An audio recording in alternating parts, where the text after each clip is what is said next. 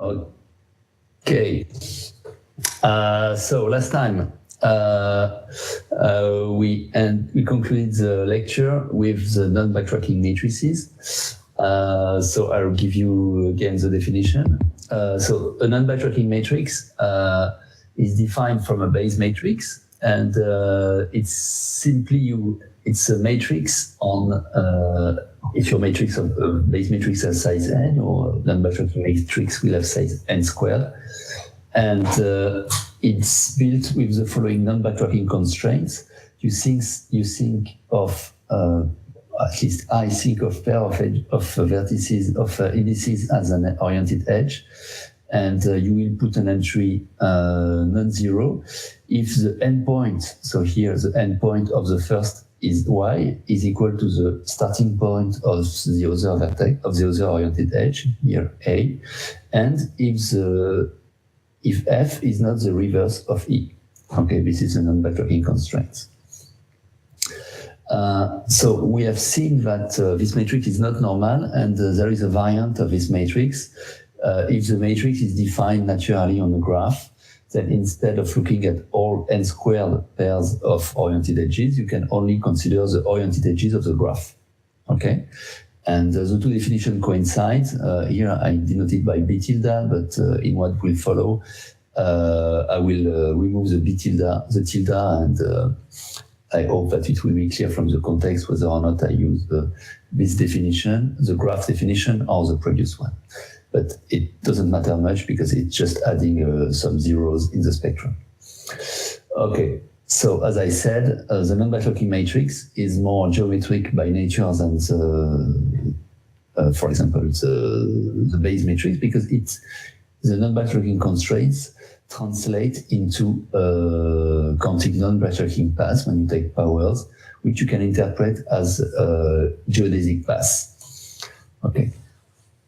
And we have seen that trees are important in I-trace method. For example, we saw that the Wigner semicircular law, the computation where the leading terms were governed by trees. And on trees, non-backtracking paths are especially simple. They are just shortest paths. Okay, so these are good reasons for trying to study non-backtracking matrices.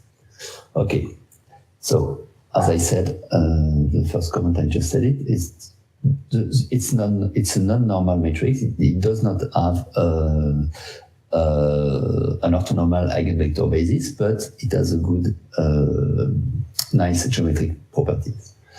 Okay, the second good news is that there exists, as we will see on the next slide, there exists a family of identities which allows you to relate eigenvalues and eigenvectors of a matrix to the eigenvalues and eigenvectors of the non-backtracking matrix. You will see the correspondence is not as straightforward, but there are correspondences. And if you prove something about a non-backtracking matrix, automatically it will imply something on a classical matrix in some sense. So this will be more clear later on.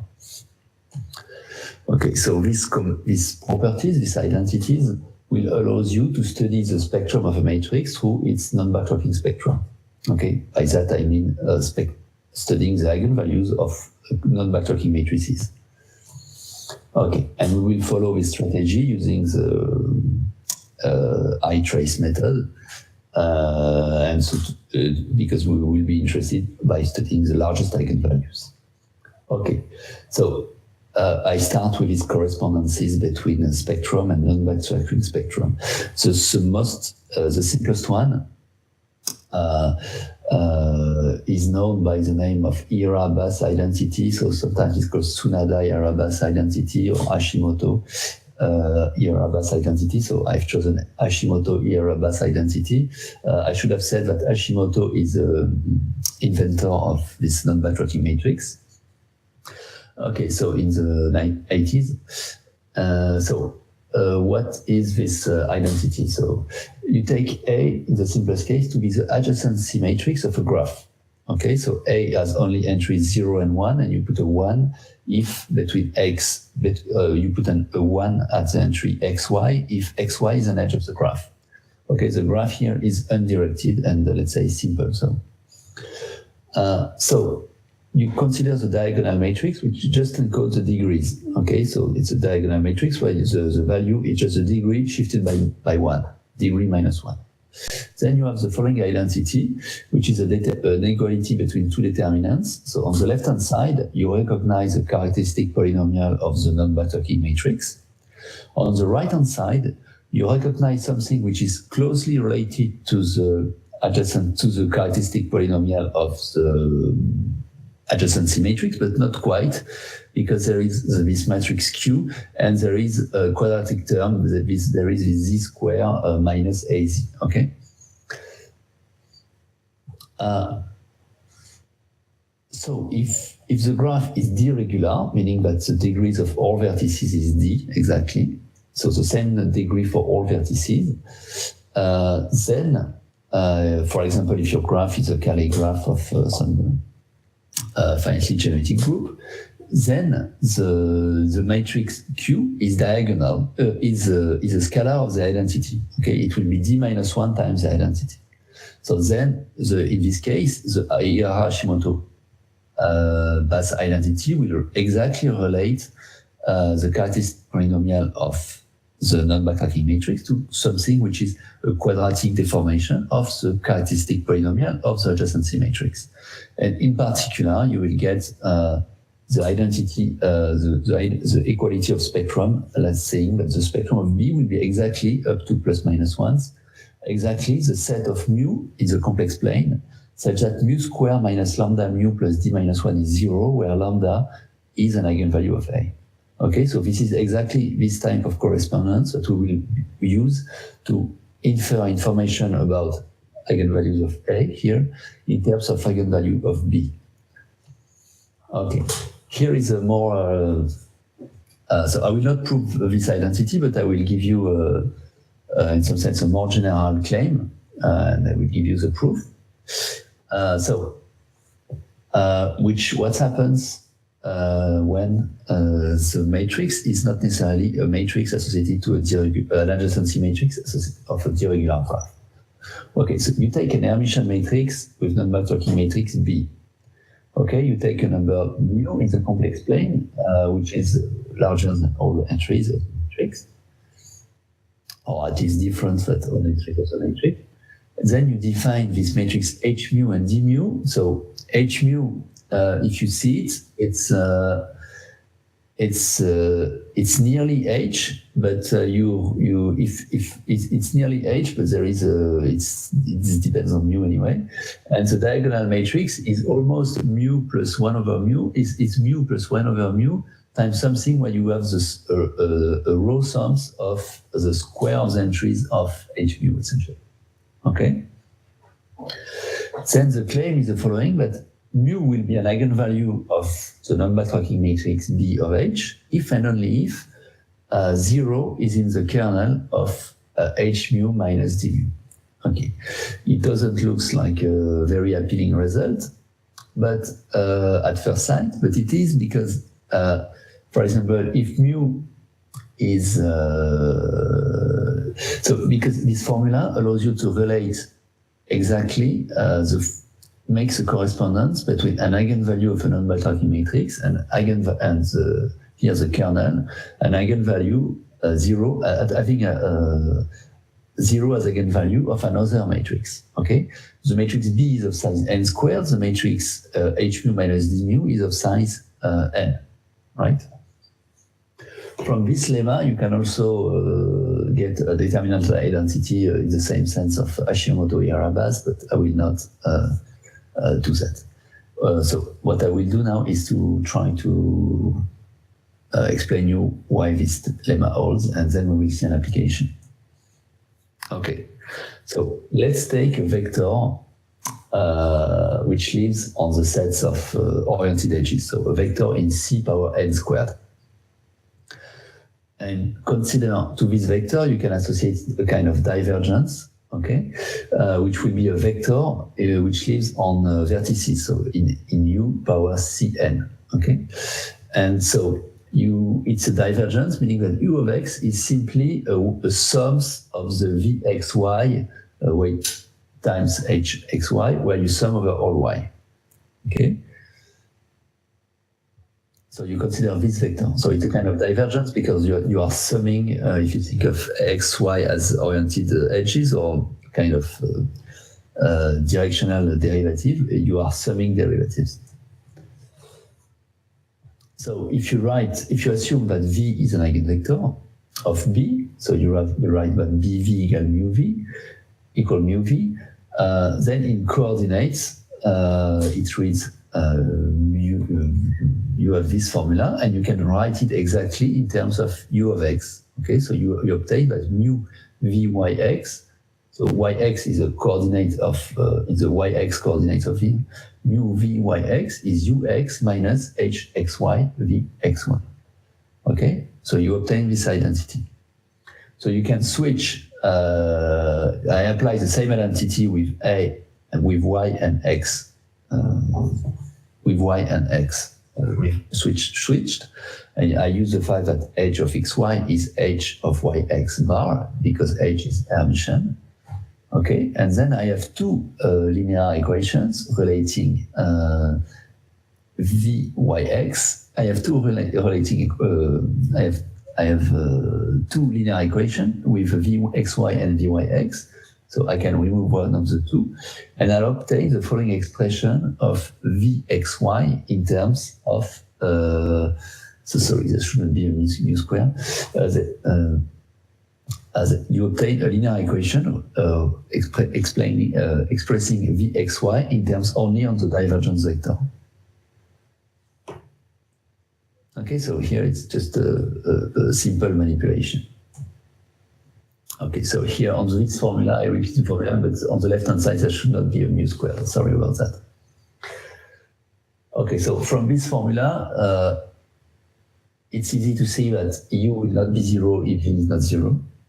Okay, so, and then since v is a linear, you can express v as a linearly in terms of the u's of the matrix U. If B satisfies a linear equation such that an eigenvalue, since B satisfies an eigenvector equation, U will satisfy a kind of an eigenvector equation. Okay, so what you do is you write BV equals mu V, and you replace V in terms of U's, of the U's, and you will arrive at a linear equation, and it will be exactly that H mu minus D mu times U is 0, where H and mu and D were given as in the lemma. So you see this lemma is elementary, there is nothing fancy here, but it gives one-to-one correspondences between eigenvalues and eigenvectors of a non-backtracking matrix in terms of eigenvalue and eigenvectors of a sequence of Hermitian of matrices H mu minus D mu. Okay? Okay, so here I've repeated the lemma. Okay, so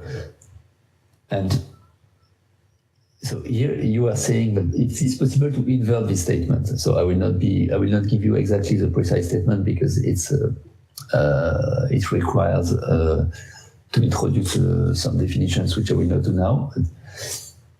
But so this statement, the first statement that we saw saying that if mu is in the spectrum of the non-backtracking matrix, then there will be an eigenvector. Then there will be an eigenvector associated to a eigenvalue of 0 for another matrix of size n. Okay, so you can invert this statement and obtain a statement of this form that if H is a Hermitian matrix and lambda is a real number which is outside of a set that you control, then there will exist another Hermitian matrix which will be H hat of lambda, which will depend on lambda, such that is associated non-backtracking matrix B hat of lambda will satisfy the following property that mu is an eigenvalue of H if and only if, for example, 1 is an eigenvalue of B hat of lambda. So okay, so it inverts completely the above lemma. Okay, so it's so such claim is true, and you can obtain it by inverting the above lemma. Okay, so you write H mu equal to minus D mu being equal to a given matrix H minus mu, and then you inverse all formula and you will get a statement like that. Okay, so this statement tells you that if you are interested by studying an Hermitian matrix H and looking at its whether or not it has an eigenvalue or a given and studying an eigenvector around an eigenvalue lambda, what you can do instead is to study the eigenvectors and the eigenvalues of a non-backtracking matrix B, which will depend on lambda and on your base matrix H, and looking at its spectrum at 1. Okay. So we will see, as I said, this statement is not very, the second statement is not very explicit, but we will see tomorrow, hopefully, an explicit version of such statement. Okay, so we'll stick with the first statement, which is more direct one, the one I've just proved. Okay, so let's give an application to try to convince you that this is useful. So it's not, so you take, so I recall you some notation. So if A is an n by n matrix, the spectral radius of its matrix is the largest eigenvalue in absolute value.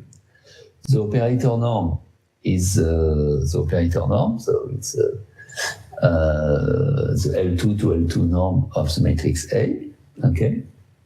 And I will also use the L2 to infinity norm and the L1 to infinity norm, which are respectively the max of the L2 squares of the row and the max of the entries of the matrix.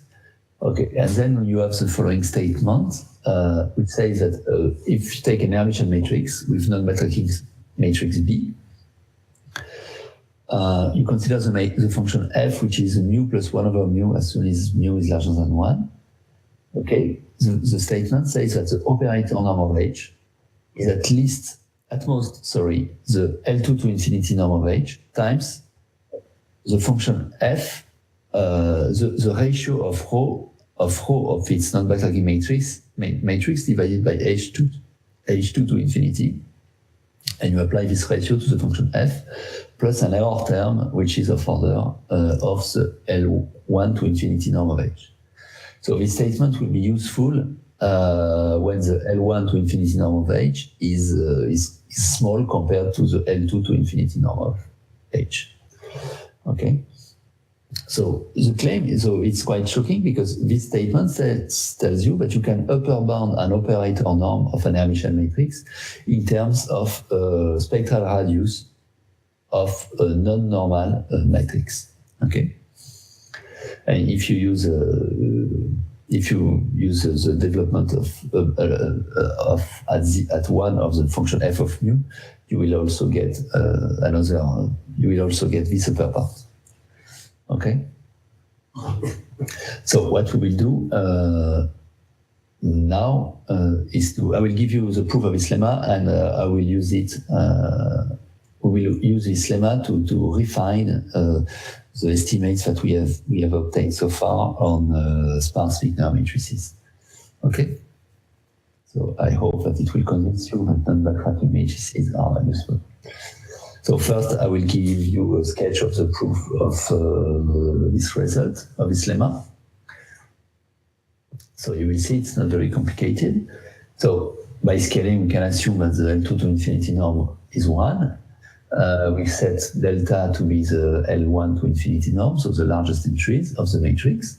And you take mu naught, which is the maximum between 1 plus delta and the spectral radius of the corresponding non-backtracking matrix P.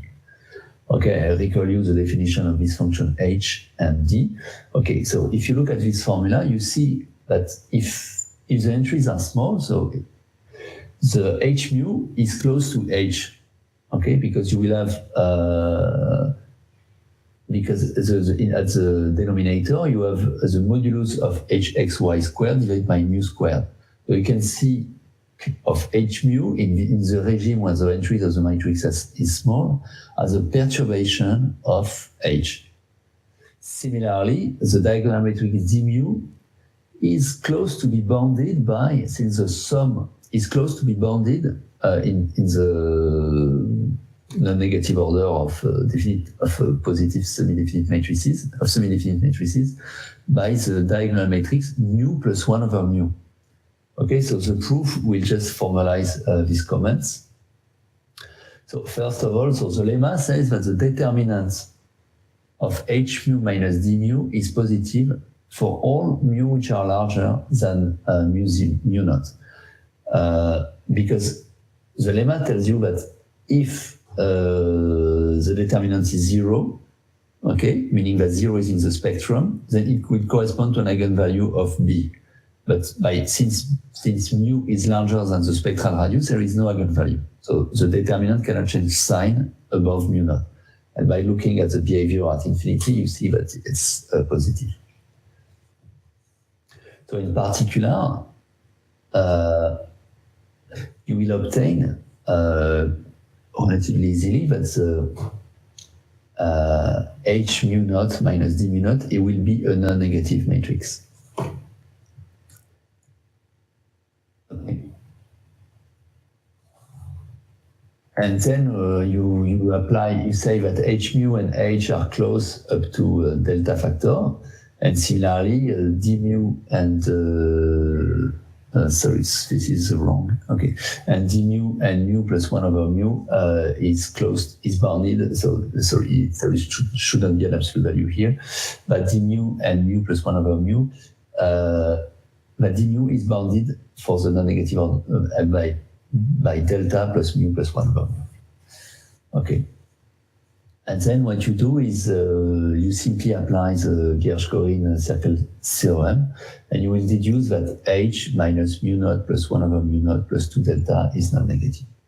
So in particular, it has in particular, it will imply that the operator norm of h is less, as the inequalities are reversed, the operator norm of h will be bounded by mu naught plus 1 plus mu over mu naught plus 2 delta. So it should, that should be, the non-negative sign is in the other sense. Okay, but so you get the idea. The idea is just to use some non-negativity, which comes from the observation of the form of the matrices, and observe that if the entries are small, h mu and d mu are particularly simple. Okay.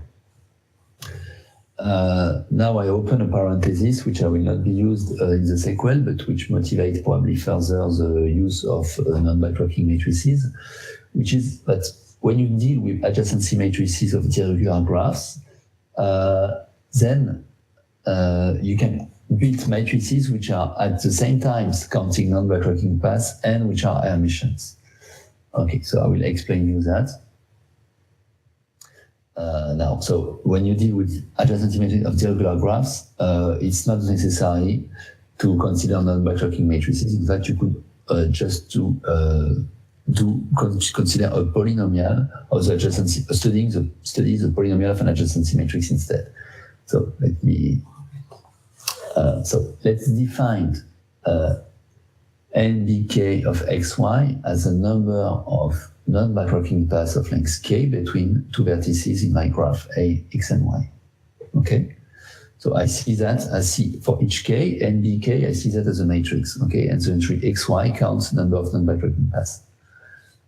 Okay, so this is a matrix. Instead of it's not a matrix on the oriented edges, but directly a matrix indexed by the vertices of the graph. So NB naught will be 0 will be the identity. NB1 is nothing else than the adjacency matrix, okay, because the non-backtracking constraints does not play a role. Then you observe the following recursion. But the number of non-backtracking paths of length k plus 1 is the number, the matrix, sorry, the matrix, this matrix NBK plus 1 is NBK times A, so this is matrix multiplication, minus D minus 1 NB of size k minus 1. Okay, so why is it true? You say that if you count the number of non-backtracking paths from x to y of length k plus 1, what is it saying? That either you do a non-backtracking path of length k up to some point z, and then you do one free steps using the M matrix A. Okay, but when you do that, you will have counted paths which are not non-backtracking, because you do not include the fact that from z to y, you don't have encoded the non-backtracking constraints. So if you see what you have over-counted are the paths where at time y you were already, at times k minus 1, you were already at y, and then you made a loop. Okay? So, but the number of such loops, since the graph is d-regular, is exactly d minus 1. Okay? So that's how you get this recursion. So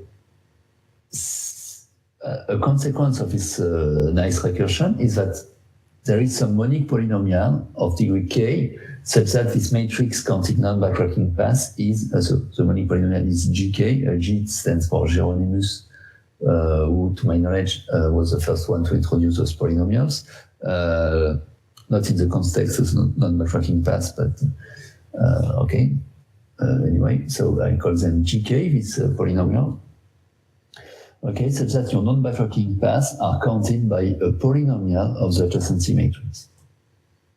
Okay, and in this polynomial is easy to compute explicitly. You use the three terms, the fact that you have a recurrence relation, which I just said, gk plus 1 is lambda gk minus d minus 1, gk minus 1, to deduce that the polynomial gk is just a linear combination of Chebyshev polynomial of the second kind. Okay, and it's completely explicit. Okay, so these polynomials, these Geronimus polynomials, they are interesting because they are related to infinite trees. So let's consider the infinite d-regular tree, okay, and consider its adjacency operator. So it's just the adjacency matrix, but instead of looking at a finite graph, you look at a graph with countably infinite vertices, many vertices. So it still defines a bounded operator, so that's fine. Let's estimate the matrix. So you take all vertices, this graph is transitive, so all vertices are sees exactly the same graph. And if you estimate the entry xx of this adjacency operator is seen as an infinite matrix. Okay, so you take gk of a, gl of a of xx. Okay, so by definition, the operator multiplication will be the sum of all y of gk of xy times gl of xy. Okay, so here I have used the fact that a is symmetric. Okay, but in a tree, gk of xy, remember, it's a number of a non-backtracking path from x to y of length k.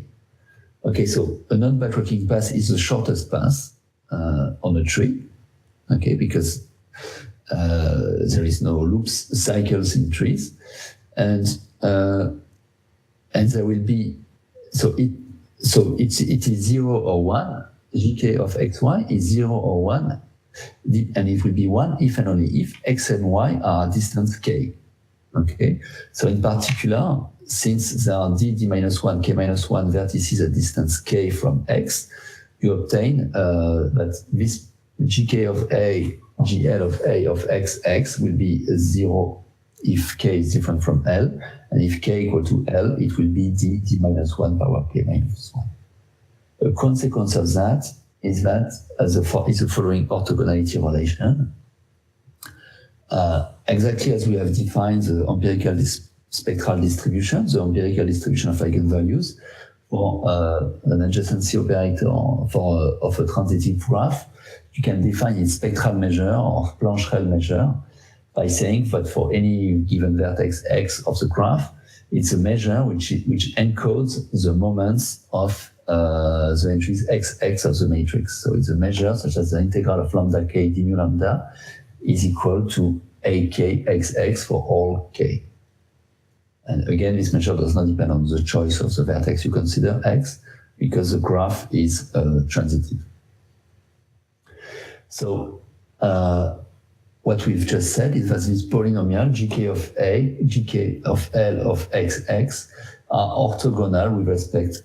So it's the formula. It's equal to the integral of gk lambda, gl of lambda d mu lambda. So in particular, the polynomial gk, the Geronimus polynomials, are orthogonal with respect to mu. Okay, so we have found the orthogonal polynomials of the spectral measure of the infinity irregular trees. So you see there is a very strong, there are very tight properties relating non-backtracking paths to trees.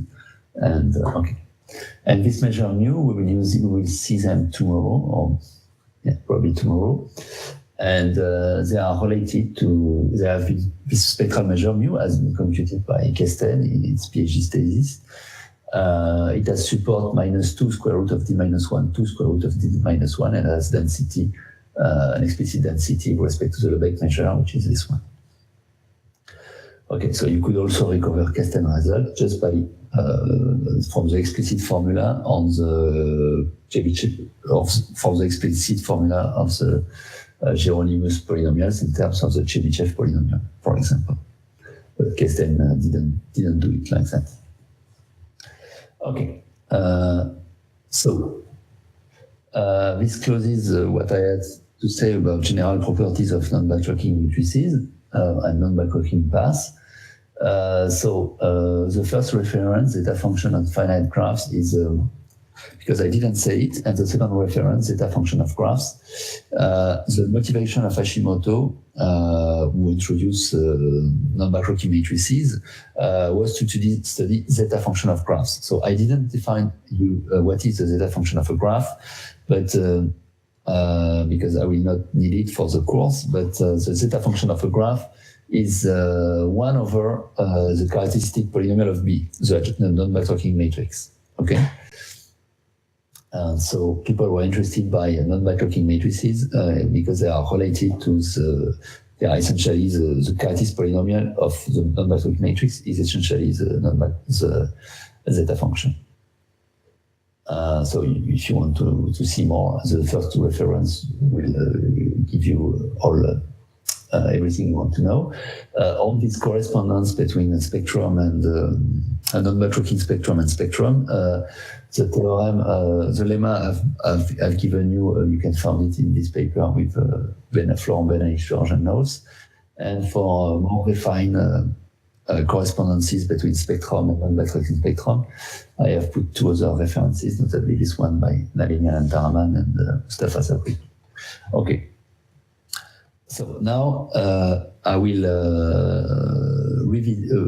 will see again the Furier-Combloch bound, but we will apply the ideas of Furier-Combloch, but for the non-backtracking matrices. And you will see it will allow us, since non-backtracking paths are much easier, and you will see why, we will see that you will get a much better bound without using more ideas. Okay? So the setting will be the following. So it's the usual setting so far. So independent Wigner matrices, independent center entries, variance of order 1 over n, and an almost sure bound of order 1 over q, which is of 1 over q. And the non-backtracking matrix B of H, B is a non-backtracking matrix of H, okay? And the L2, I will recall you, but we will use the L2 to infinity norm, which is its max of the L2 norms of the rows. Okay, so the theorem I want to do now is that if Q is not too large, rho, the spectral radius of rho is bounded by 1 over C over Q. Okay? If you remember this lemma relating operator norms of H to spectral radius of B, you immediately obtain that with high probability, the operator norm of H is bounded by the L2 to infinity norm of H times 2 plus C prime over Q. Okay? So, and this last bound is a very good bound. It's the best that we have seen so far. If you look at the Erdős-Rényi random graph of average degree D, where everything is kind of explicit. So for the rescale matrix, we obtain that then the L2 to infinity norm, which is essentially the max degree, the square root of the max degree, it will concentrate around D. So it will be close to D if and only if D is much larger than log n. So you remember this transition between Q much larger than square root of log n and Q much smaller than square root of log n. Here, this transition, we see it by just saying that as a property of the concentration of the L2 to infinity norm. Okay, so when the L2 to infinity norm concentrates around D, or here Q squared, you will obtain that the operator norm of H is bounded by 2 plus some explicit error term. And the error term is optimal, at least for Q not too large. And for Q, for when the degree is of order log n, the bound we obtain is also a good bound, but it's just off by a multiplicative factor. Okay. Another comment is that in the regime where D is much larger than log n, okay, the theorem says that the spectral radius is of order, remain of order 1, okay, because we say that the spectral radius is of order 1 plus C over Q. Let's say that Q is lower bounded by 1. So the spectral radius of B is of order 1. But the operator norm of B, of the number cracking matrix, it's not very hard to see that it will also be of order of the max of the square root of the degrees. And this will go to infinity when D is much larger than when, and this diverge. Okay, so the fact that the spectral radius is much less than the operator norm of the number cracking matrix is an effect of its non-normality. Because for non-normal matrices, for normal matrices, the spectral radius and the operator norm coincide. Okay, our theorem is nice, but we will see that we can improve it by giving a sharp bound on the spectral radius, sharp meaning up to the constant, when D is of order 1. Okay. So now, so maybe I should have written. So now I will prove, I will try to, in the time which remains, I will explain you how you obtain this bound on the spectral radius. Okay. So, but the spectral radius is of order 1 and with an error which is of order 1 over Q. Okay, so we'll use the trace method. So the spectral radius is bounded for any integer L by the operator norm of B to the L power 1 over L. Okay? And Hadamard identity tells you that this is in fact an inequality if you take the limit as L goes to infinity. Okay, the operator norm of a matrix squared is the operator norm of AA star, where star is a complex conjugate. So you deduce by the usual bound of the trace that if you take K even, you have an upper bound on the spectral radius of rho in terms of trace of bk over 2, bk over 2 star. Okay? So by using the Furidian-Combloch strategy, what we need to do is just to have an upper bound of, for k large enough, much larger than log n, an upper bound of the expectation of the trace of bk over 2, bk over 2 star. Okay, and our upper bound will be for the Cn squared q squared for some constant C, and it will imply the claim bound in the regime of K. In the regime of K, but in the regime K much larger than log n. Okay, because n power 1 over log n will be of order 1, the same for K. Okay, so exactly as we did for the Furidian-Combloch case, we can expand the trace. So we write that the expectation of the trace of bk over 2, bk over 2 star is a sum. We expand the sum in terms of product of matrix entries. Okay, and by using exactly the same scheme than we did for the Furidian-Combloch bound, you will obtain a bound what we have already seen. A product of a sequence of paths of something of power n power minus e gamma minus v of gamma plus 1, where e of gamma is the number of visited edges of the path, v gamma is the number of visited vertices of the path, and a discount factor q power minus square, q of 1 over q squared power k minus 2e gamma. So there is a typo here. It's q power k minus 2e gamma. Okay, so we have already seen this bound. Okay, so it's just the same probabilistic bound that we have obtained, but now we are, due to this non-backtracking constraint, we do not sum on the set of all closed paths of unlabeled closed paths of length k. We sum on unlabeled closed paths, so which visit each edge at least twice. So this is due to the fact that the entries are centered, and they have these non-backtracking constraints, which is gamma t plus 1 different from gamma t minus 1 at every point except the middle point. This is because we take the star, so it's just trivial manipulation. Okay. So we have to count a non-backtracking path. A path, in fact, it's a collection of two non-backtracking paths, each of them size k over 2.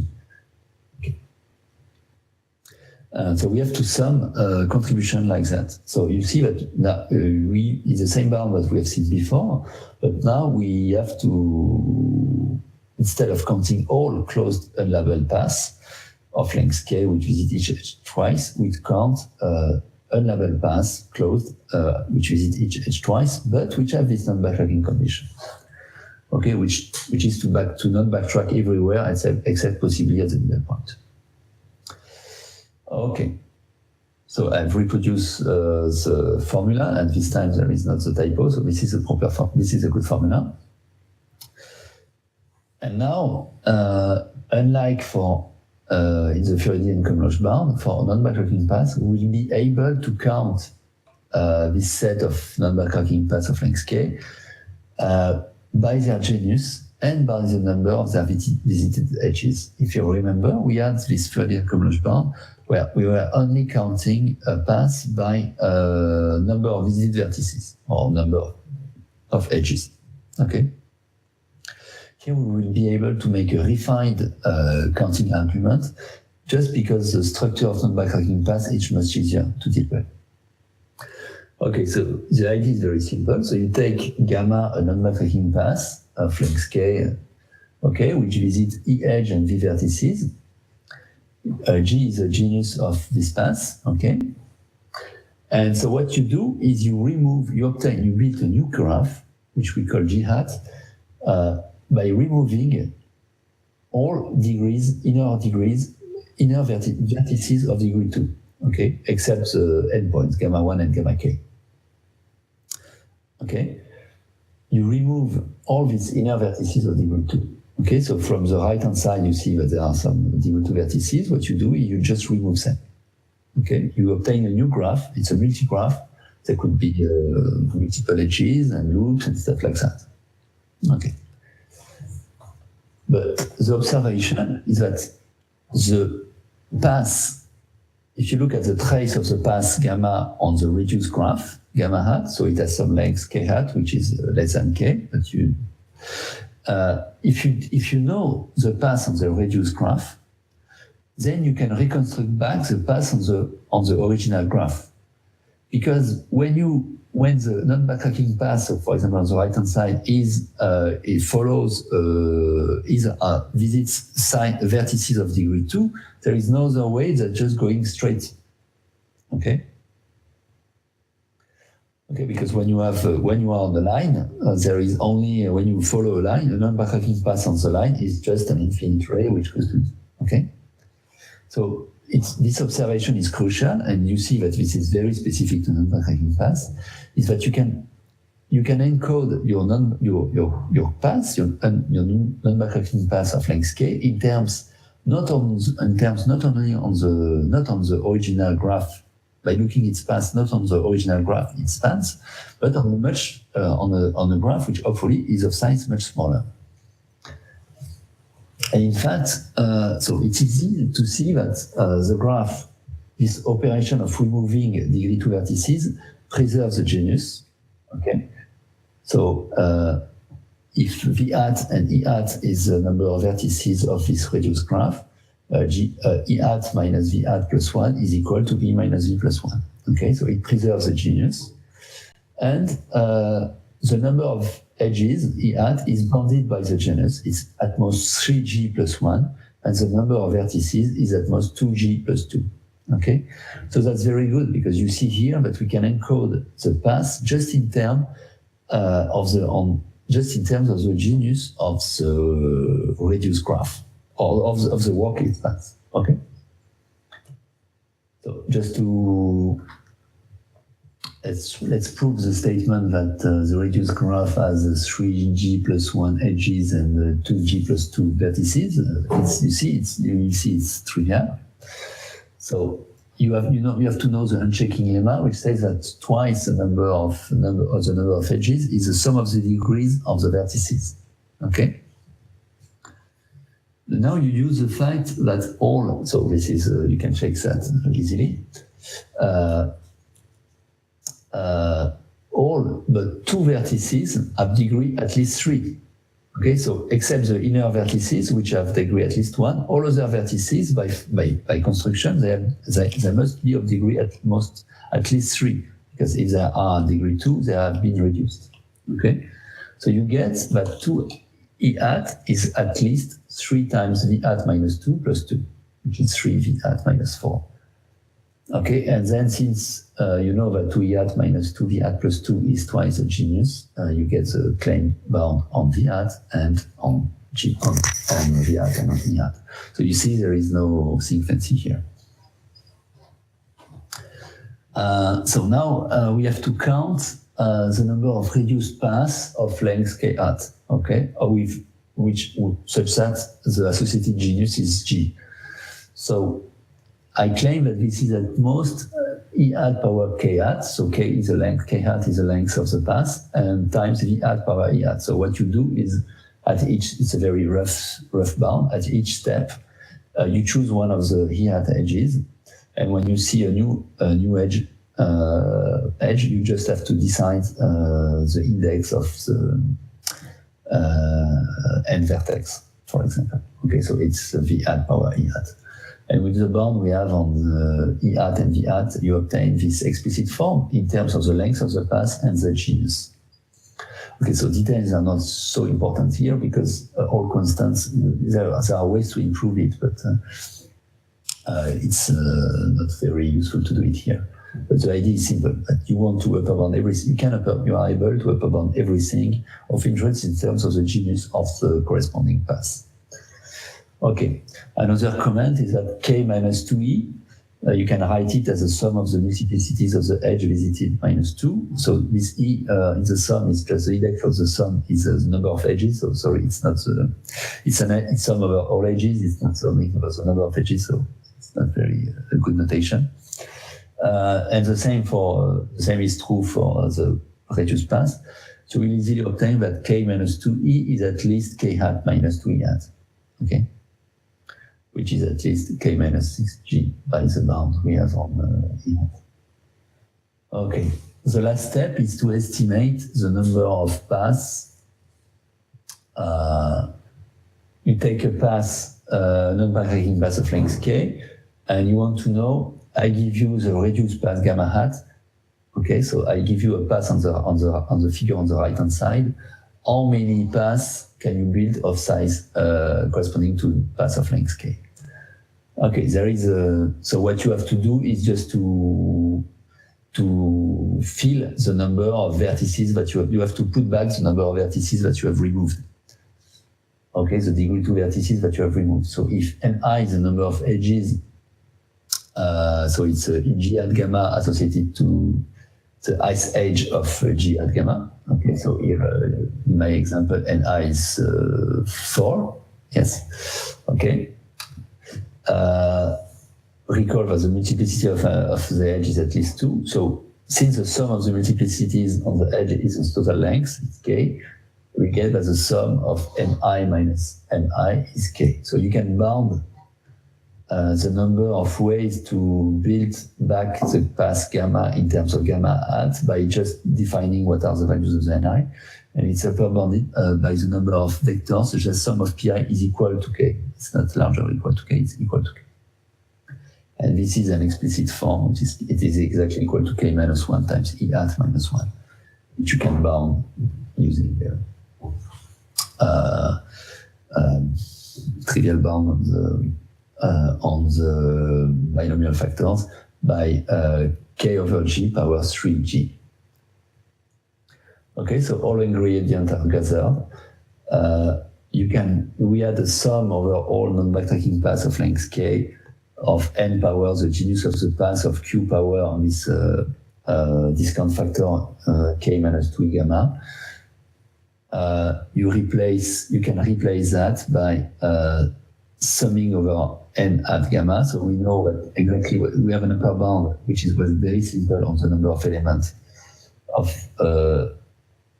number of reduced paths of length k hat, which was this 3g plus 1 k hat times 2g plus 2 power 3g plus 1. This k over g power 3g is the number of paths associated to a given reduced path. And then you have a completely explicit form. So it's a double sum. There are two parameters, k and g and k hat. So you have to work a little bit, but the computation is straightforward, and you will obtain the claim statement. Okay, so here I spell you details because there is no idea here. It's just looking at what you have in the sum. So as you have seen, the bound is compared to the Floodian-Komlosh bound, the bound is very natural. We just look at count paths, and instead of looking at the correspondence with the deep path, we can directly build a very small graph, this reduced graph, on which we can see which is used to estimate the number of non-backtracking paths in terms of their genus and in terms of the number of visitations. Okay. So the same argument works for non-homogeneous linear matrices. As soon as the max of the variance is not too large, so it should be not too large compared to 1 over n, but okay, I will give you a precise reference later on. So the reference, so for the this kind of argument counting non-backtracking paths, there is a paper by Friedman in 1991 when it does that. Sodin also, Sasha Sodin also did it for these Hieronymus polynomials. And the bound I've given you, the proof is in this paper, which I've already cited by with Florent Benaï-Georges and Antinous. Okay, now I will do the teaser for the next time. Which are now we'll be interested by matrices. We're trying to find bound for matrices, random matrices, which are sometimes are called diluted random matrices. Matrices with order 1 non-zero entries on each row. Okay, so it would correspond in the language that we had before as a Q of order 1. Okay, so we will not be able to use the fact that Q goes to infinity or Q is large, a large fifth instance to be able to upper bound pass. Okay. So the canonical example that we have is, for example, the adjacency matrix of uniformly random 4 regular graphs on n vertices, 4, 5, or whatever. Okay. I will give you a formal definition later. As we will see, for this type of random matrices, the method, the Floodian-Komlosh method, does not work. iTrace method, even when we apply it to non-backtracking matrices. So what we will do, we will do a refined trace method, but for the non-backtracking matrices. But there will be extra tricks to deal with the issue that it will not be possible to use the strategy, the classical strategy that we have always used so far, but computing expectation of trace of I moments. Okay, and there are two extra technical problems that we'll have to deal with. The first one is that for matrices which are Z-sparse, usually it's not a good idea, or it's not possible, or it's not a good idea to recenter the entries the way we have done that. We have done previously, but so far we have only considered centered matrices. But I said that when you recenter the matrix, the perturbation that you introduce in the spectrum is quite trivial to deal with. This will not be the case anymore in this regime. Okay, so we'll have to deal with non-centered variables, and also, for example, for 4 regular graphs and vertices, the entries will not be independent. Okay, so two important ingredients that we have used to estimate the weights and this expectation of the product of the weights of the matrix entries on each pass. We'll have to use a different strategy because entries are not centered and entries will typically not be independent. Okay, and so probably it's a good time to stop. So we will start with uniform random regular graphs, and then we will see other example next time. So I will try to give you a fair sketch of the treatment for the uniform irregular graphs, and then I will give you some more recent results. Okay, so.